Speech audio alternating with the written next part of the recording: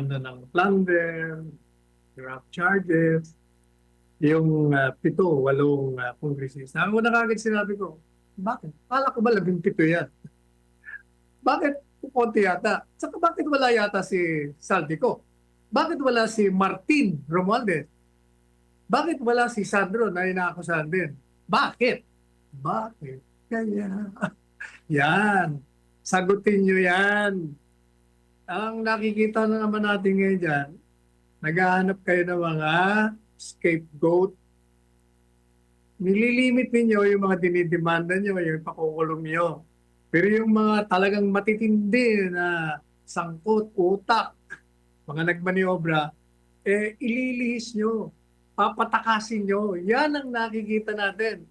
Oh, ayaw mo i-demanda boy yung fraternity, brad mo si Martin Romualdez na tinuturo ng kung sino-sinong mga resource person. Dahil brad mo. Yan. Yan ang problema sa inyo.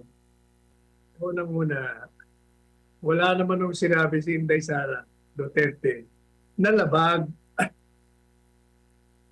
Hindi niya na kailangan sabihin eh. Kasi talagang iyon ang saligang batas. Kailangan handa talaga ang isang vice presidente na mag-succeed. Dahil nakalagay sa saligang batas, ang presidente hindi na po pwede mag-perform as president for whatever reason, either resignation or physical disability or whatever sickness he has that he can no longer perform. O kaya mamatay siya. Hindi naman sana mangyari. Talagang vice president, hindi. Talagang pag-iisipan kayong pabagsakin upang palitan sapagkat tandaan ninyo, yung mga di umanong nagpaplano yan, bahagi yan ng sambayanan. That's part of the people. Unang-una, alam mo, problema, abogado tayo. At kahit hindi abogado,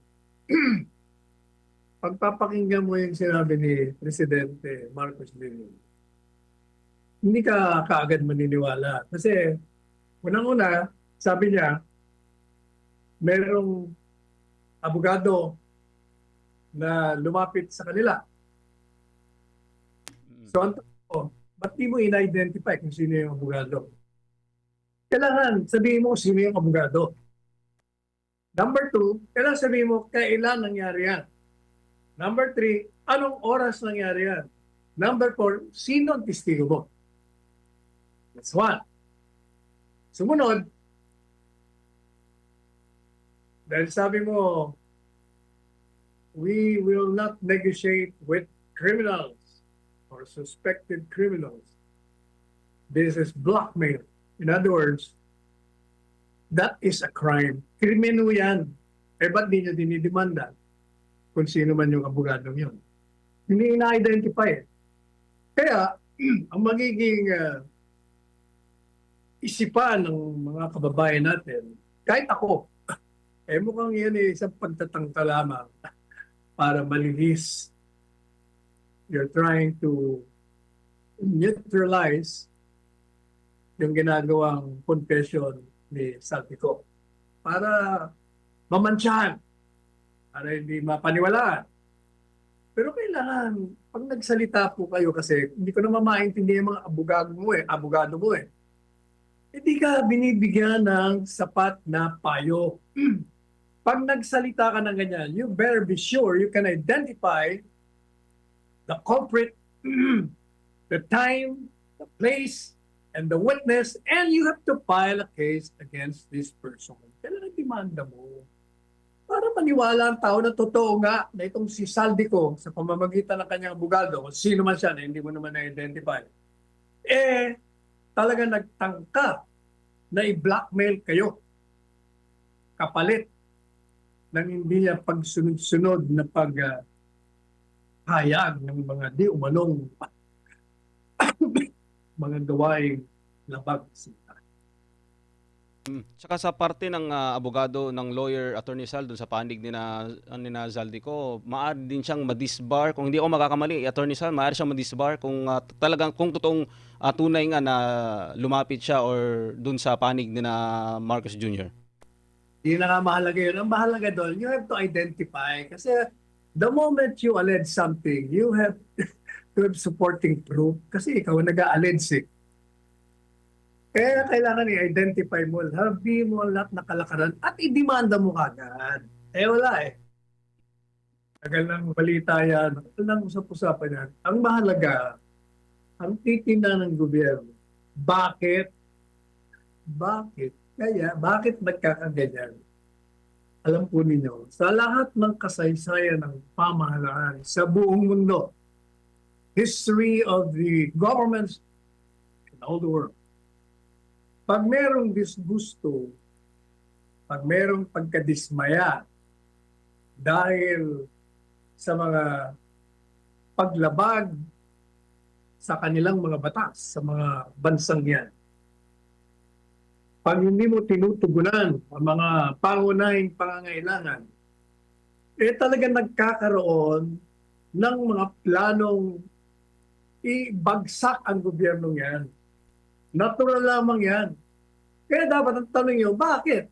Siguro something is wrong with us. Mali siguro ang ating pamamalakad. Dahil kung hindi naman tayo gagawa ng kalokohan, ay yung mga retiradong mga militar at saka yung mga retiradong mga politiko, hindi magpaplano yan sa atin. Yan ang tingnan ninyo. Hindi yung sino ba yan? Hindi yung sino. Bakit? So pag alam mo kung bakit, alam mo na dapat mong gawin. Tanggalan mo sila ng kadahilanan upang planuhan kang pabagsakin ka. You perform your duties as duly constituted authorities and mandated through election, legitimate appointments. Yung dapat yung tungkulin. Dahil pag hindi, talagang pag-iisipan kayong pabagsakin upang palitan sapagkat tandaan ninyo, yung mga di umanong nagpaplano yan, bahagi yan ng sambayanan. That's part of the people. At ang people, yung sambayanan, ang siyang lumikha ng pamahalaan upang sangayon sa saligang batas, ang layunin niyan ay bigyan ng proteksyon pagsilbihan nyo.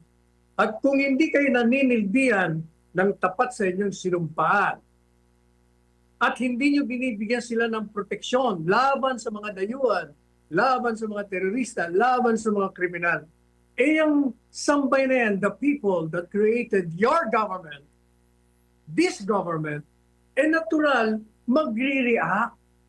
Kaya yung mga iba-ibang sektor dyan, nag-iisip ng, paano kaya natin to tatanggalin? At palitan natin ng bago. Kaya nagkakaroon ng mga rally, ng mga marcha, ng mga pag-iisip na pagtatanggal sa inyo. Yan ang dapat niyong isipin, hindi yung kung sino sila. Palaging magkakaroon ng ganyan. At yan ay pinakita na sa atin ng kasaysayan, People Power 1, People Power 2, at eto na naman tayo. Nandiyan na naman. Yan ang ginawa po ng Senado. Yan ay pagpapatunay doon sa panawagan na buwagin na yung Kongreso, yung Senado at Kongreso. Sapagkat nakita nyo, sila nagtatakipan, pati minority, ni walang umimik. Bakit wala? Yung sinasabi ng isang senador dyan, na institutional courtesy. Alam po ninyo eh. Hindi nila alam ang kanilang trabaho bilang senador, bilang mga miyembro ng Kongreso. Kaya nga inilagay sa saligang batas yan para busisiin mo kung tama ang kanilang hinihinging budget para sa kanilang departamento. Lalong-lalo pa sa panahon ngayon, nakatakot-takot ang mga katiwalian sa halos lahat ng ahensya ng gobyerno. Ay kung yung kay BP Sara nga, confidential funds, binubusisi nyo ng gusto. Ba't di nyo mabusisi ang opisina ng presidente? Tapos bira kayo ng bira na katiwalian and so forth and so on. Pagkatapos, pagdating doon sa budget niya, approve in 4 minutes. Kaya hindi nagtitiwala sa inyo ang sambayanan. That is why the advocacy of a revolutionary government is getting traction. Nagiging bukas ang taong bayan sa pagkakaroon ng revolutionaryong gobyerno, ang pag-a-abolish sa Kongreso at ang pagpapakulong sa mga senador at mga kongresistang sangkot.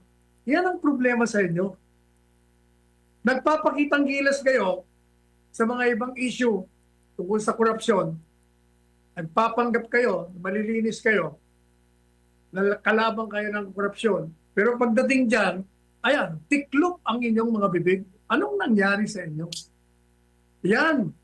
Kaya ang taong bayan sa 30 magrarally. O, ako po, nananawagan sa inyo. Yang rallying yan, di umano, ay nilunsad ng mga Katoliko obispo, mga iba-ibang religious organization, pati ng mga dilaw sa akin, regardless kung sino nag-organize, sumama kayo.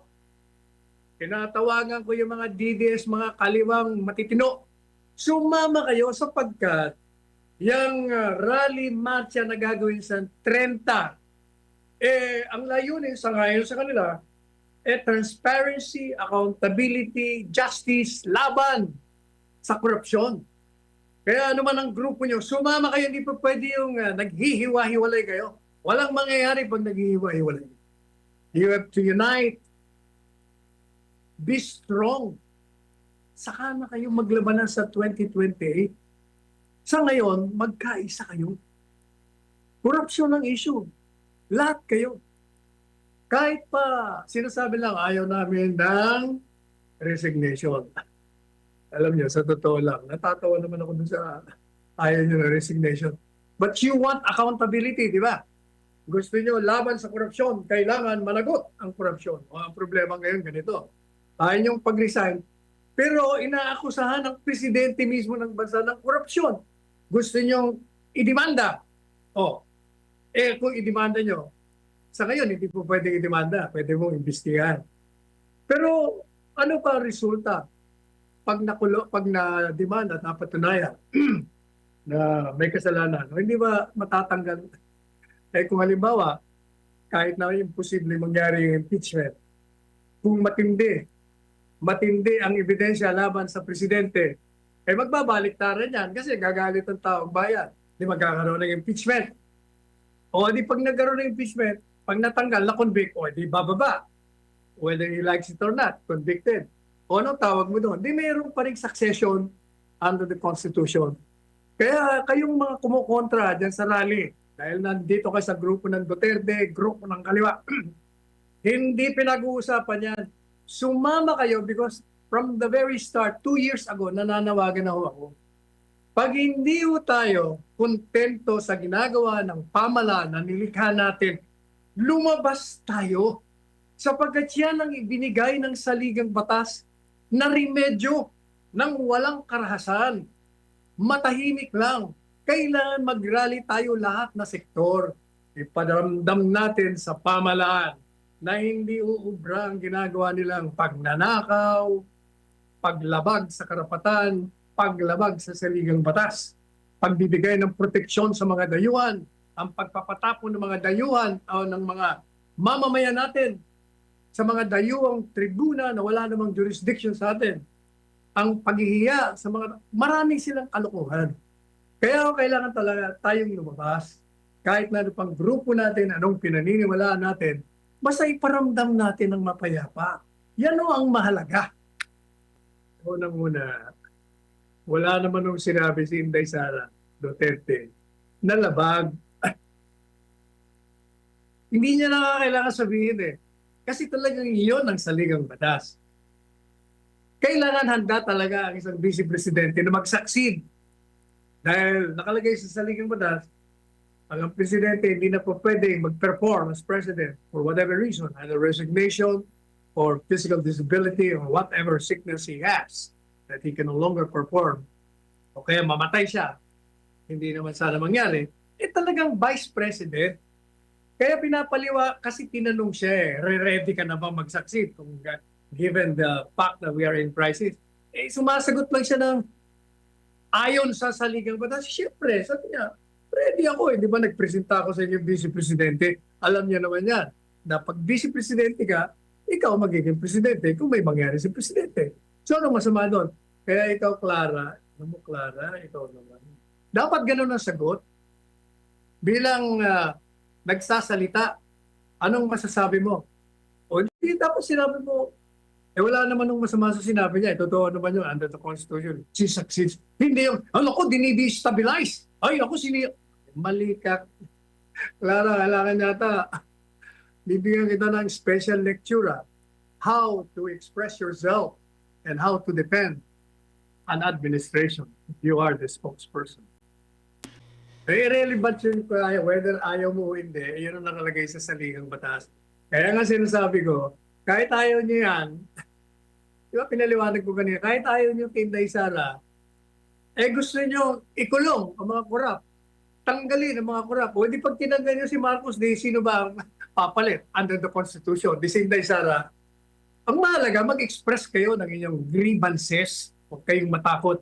Sabagat that is under the protective mantle of the freedom of speech and of expression. Yan.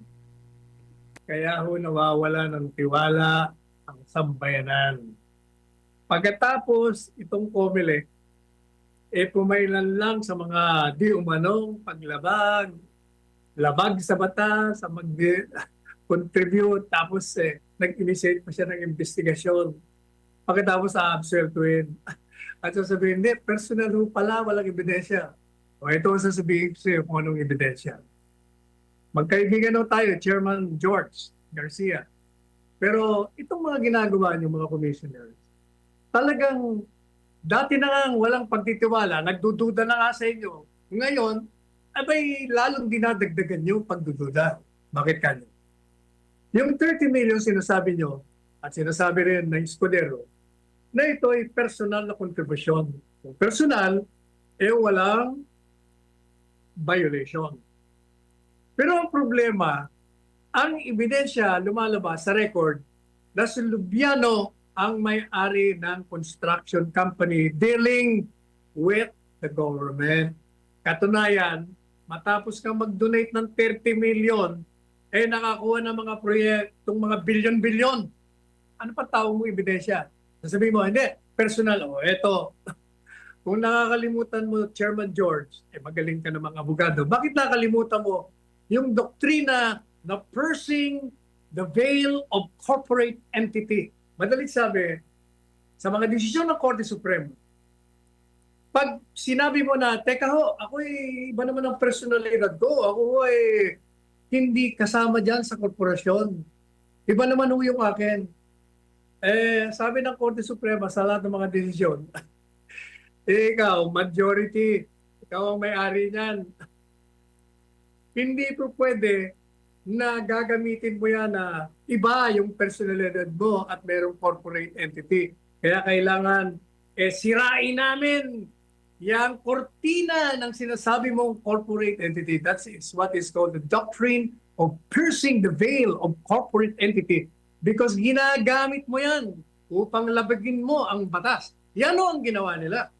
Kaya yung COMELEC, mali kayo dyan. Kaya lalong nagdududa ang tao sa inyo Pinagtatanggol ko kayo, pero pag ganyan ng ganyan, talagang pati ako, magdududa na sa inyo kung anong nangyari dyan. Obvious na merong paglabag. Siya ang may-ari ng construction company. Siya, ang company niya tumanggap ng maraming bilyong-bilyong proyekto makatapos magbigay ng 30 million. Ibig sabihin, dahil yung binigyan niya, miyembro ng Senado na mag-a-approve ng mga budget na ngayon sangkot pa sa mga hocus-pocus, bakit kayo magsasalita ng ganyan? Di ba? Okay, anong gagawin nyo? Mag-apila kayo. Ang problema, sabihin, wala naman nag-complain. Wala raw nag-complain. O baka naman sinadya, dahil walang complaint, walang magpapile ng motion for reconsideration, walang appeal.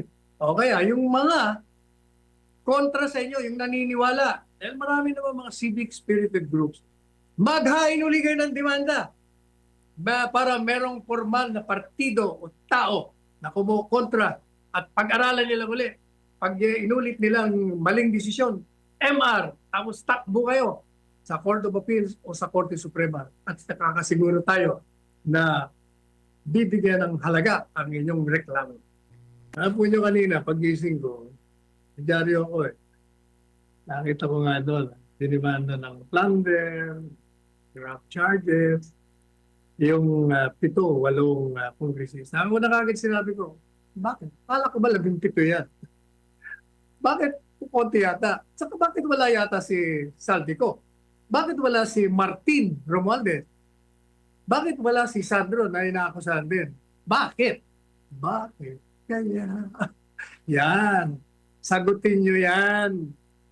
Ang nakikita na naman natin ngayon dyan, naghahanap kayo ng mga scapegoat. Nililimit ninyo yung mga dinidemanda nyo, yung pakukulong nyo. Pero yung mga talagang matitindi na sangkot, utak, mga nagmaniobra, ililihis nyo, papatakasin nyo. Yan ang nakikita natin. Oh, but ayaw mo i-demanda boying yung fraternity brad mo si Martin Romualdez na tinuturo ng kung sino-sinong mga resource person. Dahil brad mo. Yan. Yan ang problema sa inyo. Susuri na. Okay. Paano naman nila? Alam po nila. Gaya ng sinabi ko, yung sabi ko sa inyo ng isang araw, yung bago na nga isip ko, nagdagdag na eh. Bakit? Sabi ko, kung ako presidente, kung ako, hindi naman ako. Bibigyan lang ako ng kaisipan. Unang gagawin ko, deklara ako ng revolutionaryong gobyerno. Pagkatapos i-abolish ko yung Kongreso, Senado, House of Reps, mga ilang taon. Kasi siya nagiging sagaba, siya pangangampukan ngayon ng nakawan eh. Pagkatapos, babalik ko sa Presidente Duterte para mapayapa na ang marami sa ating mga kababayan. At saka para mapatawad natin itong gobyerno nito sa pagpapatapon kay Presidente Duterte. At ang mahalaga sa lahat, sabi ko, kung ako ang Presidente, yung susunod na budget, sabi ko, di ba, 1/3, nga bago naisip ko, yung susunod na budget, di ba, 10 trillion ang budget mo. Yung kalahati noon, ilalagay ko sa edukasyon. Papag-aralin ko ang lahat ng Pilipino mula sa nursery hanggang koleyo ng walang bayad.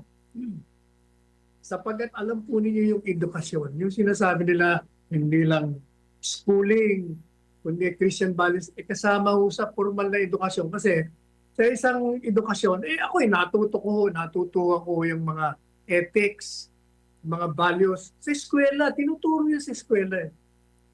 Kaya malaking bagay ang edukasyon sa pag-shape, pagbubuo ng karakter ng isang tao. Kaya nga tayo, ang naboboto natin, puro mga siraulo, puro mga kawatan, puro mga, ano nila ang ibig kong sabihin? Kasi nga, karamihan sa mga botante natin, kulang sa aral. Walang aral. Yung iba, kulang. Walang aral. Marunong lang sumulat. At ang sabi ng kanilang pangalan, pwede nang bumoto. Ha? Yan ang pinaka-requirement eh. Hindi mo pa dun sa address na naninirahan ka dapat sa isang lugar. Bumotohan mo. So madalit sabi, yun ang pinakamahalaga. Lahat ng matututuhan mo sa labas, mauuna sa eskwela. Sapagkat kung edukado mo tayong lahat, ibig sabihin, bukas na ngayon ang pagkakataon sa mga edukadong tao. Paano nang nangyari sa Singapore, di ba? Singapore, pinag-aral ni Lee Kuan Yew ang lahat ng mga Singaporean. Kaya lahat sila malusog ng kanilang ekonomiya. Dito rin sa atin, pag tayo nakapag-aral, yan ang simula ng pagyabong ng ating bansa, ng ekonomiya natin. Natural, kung nag-aaral ka, madali kang makapasok sa trabaho. At kung nakapag-aaral ka, ang iboboto mo matitino. Ha? Hindi yung mga hungkag at mga tiwali. At pag maayos ang pamahalaan mo, edi magsisimula na gumawa ng mabuti, bubuksan ng bansa sa mga investors, walang kurap, walang sistemang bureaucratic creative. At madalit sabi, maraming magandang mangyayari pag edukado tayo. Yan ang maganda. Oy, ano nga pala nangyari dun sa bentahan? Dapat talaga yun, automatic, nasa treasury yun. Walang nagsasabi sa atin kung ano ba naging process. Where did the funds go? Yung 38 million na pinagbilihan ng apat na sasakyan. Kailangan kasi maging transparent para yung tao hindi nagdududa kagad. Ang problema, meron nang nagsasalita ng ganyan. Nasa ano? Hanggang ngayon, walang paliwanag ng gobyerno. Di ba? O yan ang problema. At yung sa edukasyon naman, gaya na sinabi ko, kailangan natin ng napakalaking budget ng edukasyon. Yan ang unahin natin, ng edukasyon ng sambayan ng Pilipinas. Ayan, sa YouTube mula kay Arvin Rodriguez, good morning Attorney Panelo. Hanggang kailan po magiging untouchables ang mga Marcos at Romualdez? Sana wala na lang batas kung sila ang nagkokontrol ng batas o pumapabor sa kanila. Hanggang hindi kayo lumalabas sa kalye, Arvin, hanggang taong bayan ay hindi malawak, malaki, ang grupo ng mga pumupunta sa kalsada at yayanagin mo ang gobyerno na dismayado at diskontento na ang sambayanan, patuloy ang pagkukontrol nila sa kalokohan dito sa ating bansa. Pero tandaan niyo, ang aking panawagan ay kailangan mapayapa kasi nangyari na naman dalawang beses na yan mapayapa. Hindi ako naniniwala sa karasan. Para sa akin, pag mapayapa ka at overwhelming ang numbers, sigurado titiklop. Voluntaryo na silang aalis. Ayun, mula kay sa YouTube pa rin, mula kay Mel. Valid yung kay Zaldico. Una, kasangkot siya sa anomalya at may mga resibo pang kasama sa bawat pangbubulgar niya sa ginawa nilang insertions. Ikaw naman huwag ka muna magsalita. Hindi ba sinabi ko sa iyo?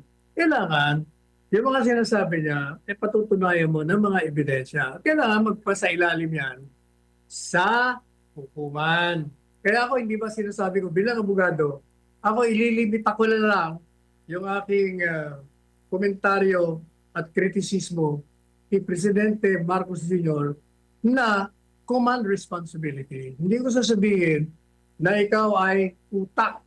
Ang sinasabi ko, dahil ikaw ang presidente ng bansa, ikaw ang naghanda ng national budget, ibinigay mo sa mga kaalyado mo yan, alam mo yung budget ng gobyerno, nung itinapon mo yan doon sa mga kongresista, mga senador, hinokus-pokus nila, binalik sa'yo para pirmahan mo, alam mo kung ano nangyari.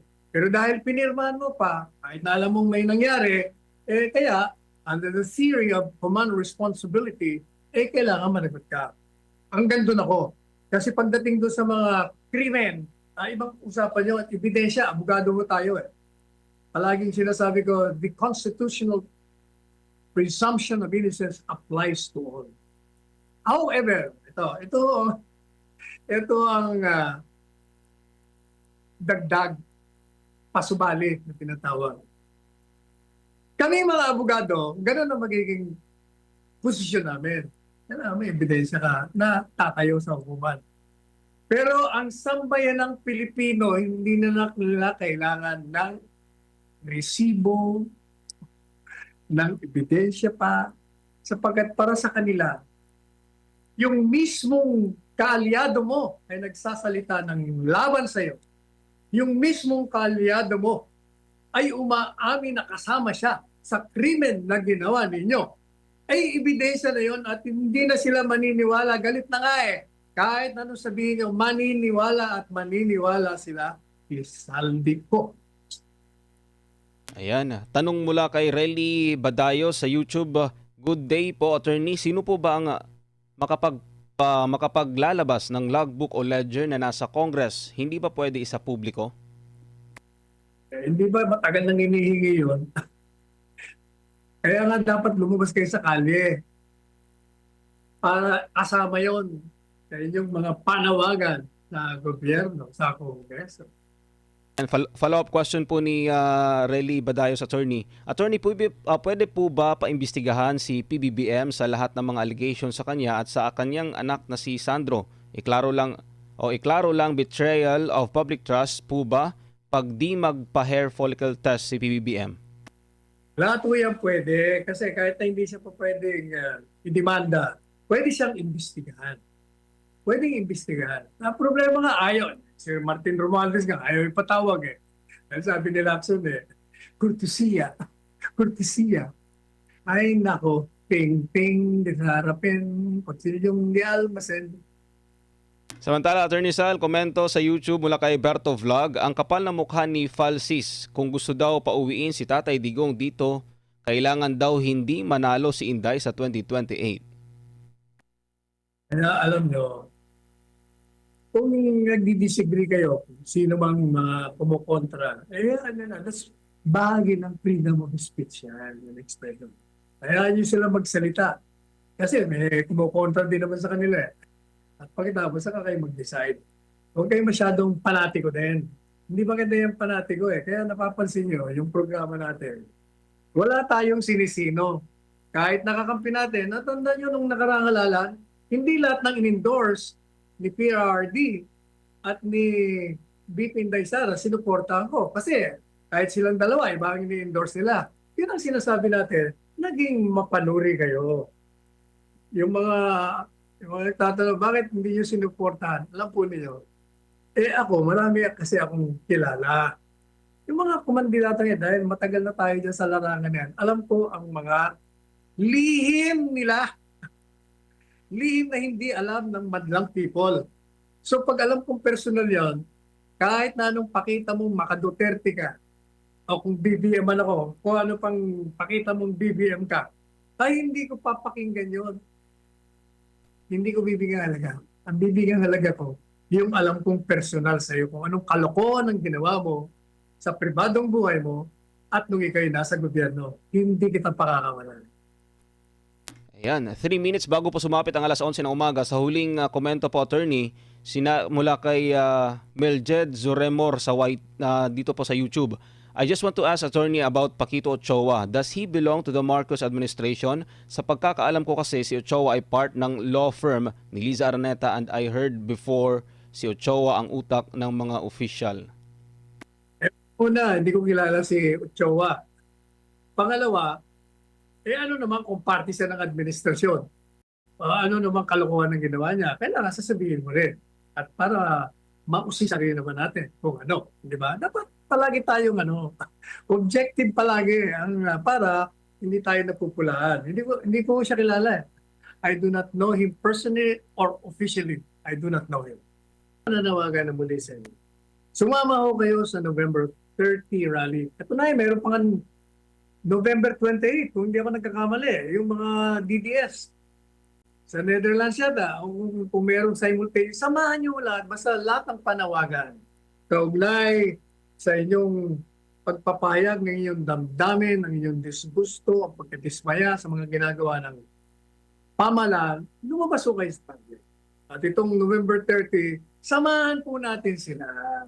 Samahan sapagkat maganda naman ang layunin nila against corruption, humihingi ng katarungan. Samahan nyo. Tayo pupunta ron. Kahit na sinasabing mga dilaw yan at ayaw yan kay Duterte, hindi. Common ang issue against corruption. Let us join that run. Pareho din nung, di ba sinabi ko sa inyo. Kaya yung nakaraang Almar, yung nakaraan, marami ako nakita. Kita mo si Pangilinan, si Pangilinan, tingnan nyo. Sumama sa rally ng Iglesia ni Cristo. Doon sa Luneta. Hindi ba dilaw yan? O ba't siya sumama? Kasi nga, transparency and accountability. Kaya, ganun ang gawin natin. Magsama-sama tayo basta common issue na maganda.